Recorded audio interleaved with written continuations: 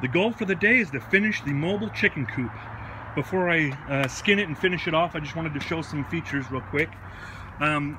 This is the water pipe with the water nipples right here that the chickens can tap on and get the water they need.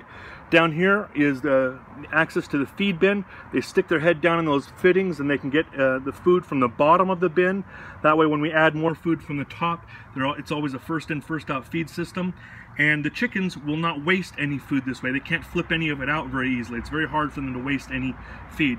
The reason why that water pipe is on an angle is we want that water to always be moving, and so it comes in here, it enters the main stack here again, and then the bottom fitting shoots it back out the front.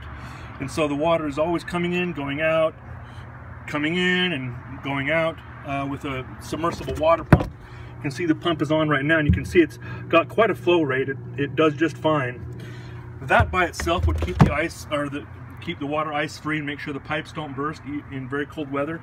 If we had a really cold situation, we could also add an aquarium heater down in there, make sure the water doesn't drop below 45 degrees. The water system here holds about 2.5 gallons, and then this also is a 2.5 gallon jug. So we would fill this to 2.5 gallons, we'd fill the main stack, and then we'd take this jug and fill it up and flip it upside down just like that, just like it's your office water cooler. And now we've got 5 gallons of water. That would last our chickens about 2 days, maybe a little more. But we just plan on just coming and refilling this water bottle every day. We have 3 bins for the feed. This is the main feed.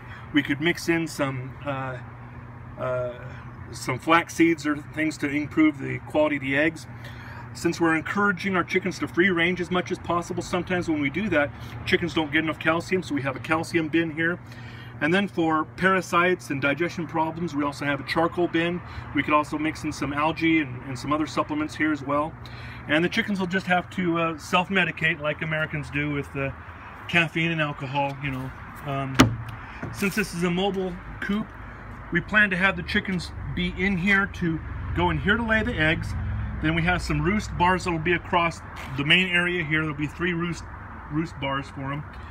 And then they'll be in and out here all day, and we'll just have a mobile fence so they can run around the yard most of the time, but they'll come in here to eat if they want to eat in here, and they'll come in here to drink, they'll come in here to lay their eggs, and of course roost at night.